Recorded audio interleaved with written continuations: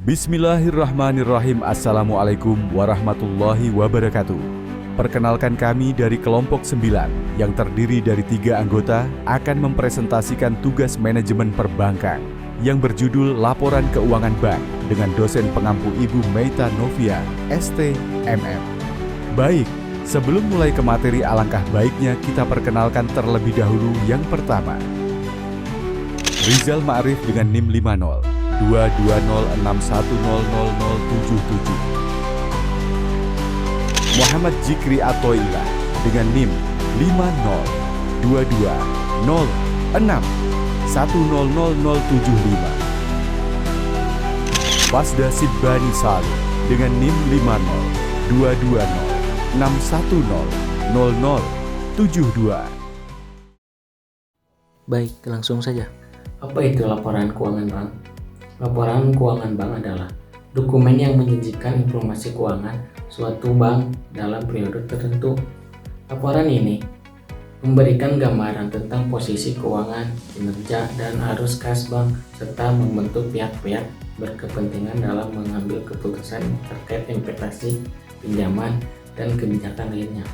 Pihak yang berkepentingan terhadap laporan keuangan. Yang pertama, regulator, seperti Otoritas Jasa Keuangan atau bisa disebut OJK, untuk memastikan keputusan terhadap peraturan. Terus yang kedua, manajemen, untuk mengevaluasi kinerja, membuat keputusan strategi. Yang ketiga, pemegang saham, untuk menilai kinerja bank dan potensi dependen. Yang keempat adalah analisis keuangan, untuk melakukan analisis dan membersihkan rekomendasi. Terus yang keempat, investor, untuk menilai kelayakan investasi di bank. Terus yang terakhir, debitor, untuk menilai kemampuan bank dalam memenuhi kebutuhannya. Nah, di sini saya akan menjelaskan materi selanjutnya adalah jenis-jenis keuangan laporan bank. Yang pertama adalah laporan posisi keuangan atau neraca yang menunjukkan aset, liabilitas, dan ekuitas pada suatu waktu tertentu. Yang kedua adalah laporan risiko kredit yang menyediakan informasi tentang ekspor risiko kredit bank, termasuk pinjaman bermasalah dan cadangan kerugian pinjaman.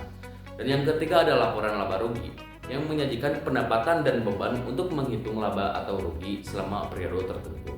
Dan yang keempat adalah laporan arus kas, menggambarkan arus kas masuk dan keluar dan aktivitas operasional investasi. Yang kelima adalah laporan kepatuhan yang menyajikan informasi mengenai kepatuhan bank terhadap regulasi dan peraturan rasio kecukupan modal dan likuiditas. Dan keenam ada laporan perubahan ekuitas yang menunjukkan perubahan dalam ekuitas pemegang saham selama periode tertentu. Dan di sini juga ada bentuk-bentuk laporan keuangan. Di antaranya ada laporan utama. Yang pertama adalah laporan rekening koran atau statement of account yang berisi catatan transaksi yang telah dilakukan dalam periode tertentu. Yang kedua adalah laporan saldo atau balance report yang menampilkan saldo awal, transaksi, dan saldo akhir. Yang ketiga adalah laporan mutasi rekening atau account mutation report yang menampilkan perubahan saldo. Selanjutnya ada laporan khusus. Yang pertama adalah laporan transaksi atau transaction report yang berisi rincian transaksi masuk dan keluar. Yang kedua adalah laporan penarikan tunai atau cash withdrawal report yang menampilkan catatan penarikan tunai. Dan yang ketiga adalah laporan transfer atau transfer report berisi catatan transfer antar rekening. Yang keempat adalah laporan bunga atau interest report yang menampilkan bunga yang diterima atau dibayarkan. Dan yang kelima adalah laporan pajak atau tax report berisi informasi pajak yang terkait dengan rekening. Selanjutnya juga ada laporan analisis. Yang pertama adalah laporan analisis transaksi atau transaction analysis report yang menganalisis laporan transaksi. Dan yang kedua adalah laporan analisis saldo atau balance analysis report yang menganalisis perubahan saldo. Yang ketiga adalah laporan analisis bunga atau interest analysis report yang menganalisis bunga yang diterima atau dibayarkan. Selanjutnya adalah laporan lainnya. Yang pertama adalah laporan rekening giro atau current account report. Yang kedua laporan rekening tabungan atau saving account report. Dan yang ketiga adalah laporan rekening deposito atau time deposit report. Dan juga ada laporan kartu kredit atau credit card report. Bismillahirrahmanirrahim. Di sini saya Rizal Ma'arif ingin melanjutkan materi dari teman saya, yaitu tentang analisis Campbell. Dengan melakukan analisis Kamel ini, maka akan dapat diperoleh gambaran mengenai baik atau buruknya posisi keuangan suatu bank. Nah, langsung saja yang pertama yaitu tentang capital adequacy, yaitu mengukur kecukupan modal bank untuk menghadapi resiko. Nah, sebuah lembaga keuangan harus memiliki modal yang cukup karena dia menghimpun dana dari masyarakat, maka bank juga harus punya modal yang berasal dari bank tersebut atau punya bank itu sendiri. Dalam bahasa Indonesia, capital edukasi adalah KPMM, yaitu kecukupan penyediaan modal minimum.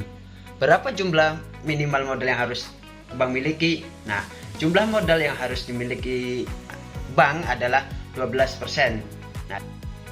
Nah, cara menghitungnya adalah modal dibagi ATMR.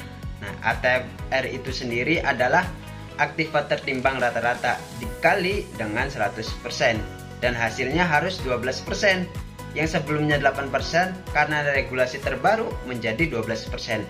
Itu aspek pertama, yaitu pemodalan. Kemudian yang kedua adalah asset quality, yaitu menilai kualitas aset dan risiko kredit bank.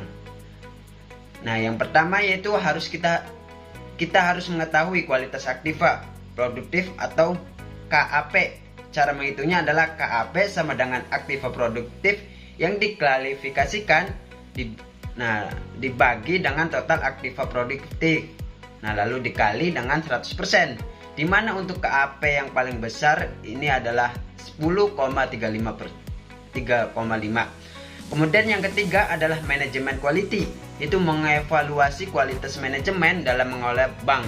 Aspek ini cara menghitungnya dengan cara kualitatif oleh auditor atau dalam hal ini adalah OJK. Jadi OJK lah yang menentukan berapa besaran aspek manajemen, di mana aspek manajemen yang dinilai adalah manajemen umum, manajemen resiko. Kemudian yang keempat adalah earning, mengukur kemampuan bank untuk menghasilkan laba. Di mana dalam earning ini ada dua yang diukur, yaitu return on asset, yaitu perbandingan laba yang diperoleh dibagi dengan total aktiva atau total asetnya. Dikatakan ROA yang sehat apabila ROA-nya 1,215%.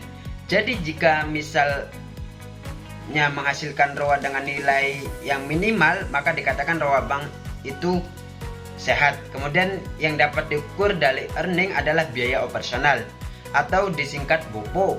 BOPO itu menyangkut beberapa biaya personal yang digunakan dalam perbankan. Dikatakan sehat apabila BOPO-nya maksimal 9,35%. Maka jika ada sebuah bank yang BOPO-nya di bawah itu, maka BOPO-nya sehat. Dan yang terakhir adalah liquidity, yaitu menilai likuiditas bank yang kemampuannya untuk memenuhi kewajiban jangka pendek. Dalam liquidity ini ada dua indikator penilaian. Yang pertama yaitu adalah jumlah kas yang harus tersedia di perbankan yang bersangkutan tentunya. Kas rasio yaitu minimal 4,05%. Jadi sebuah bank harus memiliki kas rasio di atas 4,05%. Tentunya semakin besar kas rasionya maka semakin bagus. Tapi jika terlalu besar maka ada ideal capacity atau uangnya nganggur di laci perbankan. Maka dikatakan bank itu tidak efisien dan juga tidak efektif. Yang terakhir adalah LDR, yaitu loan deposit ratio, yaitu seberapa jauh dana dikumpulkan dari masyarakat yang dikembalikan kepada masyarakat dalam bentuk pinjaman. LDR ini dengan rumus yaitu kredit yang dibagikan kepada masyarakat dibanding dengan dana yang dihimpun dari masyarakat juga. Dana yang dihimpun idealnya yang disalurkan kepada masyarakat yaitu 94,75. Kalau di atas itu maka dikatakan bank itu kurang sehat. Tentunya jika dana disalurkan semua maka nanti bank akan kerepotan jika ada nasabah yang mendadak ingin mengambil dananya. Jadi untuk menentukan kesehatan bank adalah dengan rumus Kamel itu tadi. Nah, rumus Kamel sendiri itu bertujuan untuk yang pertama yaitu ada tujuan utama. Nah, yang pertama itu tujuan untuk menilai stabilitas dan kinerja keuangan bank. Nah, yang kedua itu mengidentifikasi potensi risiko dan kelemahannya. Dan yang ketiga, membantu pengembalian keputusan investasi atau pinjaman. Dan yang keempat atau yang terakhir adalah meningkatkan pengawasan dan regulasi keuangan. Materi yang terakhir yaitu tentang tujuan laporan keuangan bank. Nah, tujuan laporan keuangan bank itu yang pertama, memberikan informasi keuangan tentunya, yaitu menyajikan informasi tentang posisi keuangan, kinerja, dan arus kas bank untuk membantu pemangku berkepentingan dalam mengambil keputusan. Nah, yang kedua itu mengambil keputusan tersebut, yaitu menyediakan data yang diperlukan bagi manajemen, bagi investor, dan bagi kreditor untuk menilai kinerja dan potensi pertumbuhan bank ini. Nah, yang ketiga itu transparansi dan akuntabilitas. Nah, yang ketiga ini transparansi dan akuntabilitas ini yaitu untuk meningkatkan transparansi dalam operasional bank dan akuntabilitas kepada pemegang saham dan regulator. Dan kemudian yang keempat itu pemenuhan regulasi, yaitu memastikan bahwa bank mematuhi peraturan dan standar akuntansi yang berlaku, termasuk laporan kepada otoritas keuangan atau yang sekarang yaitu OJK. Dan yang kelima itu analisis risiko. Analisis risiko ini itu memfasilitasi analisis risiko yang dihadapi oleh bank, termasuk risiko kredit, likuiditas, dan operasional. Dan yang keenam itu perencanaan dan pengendalian.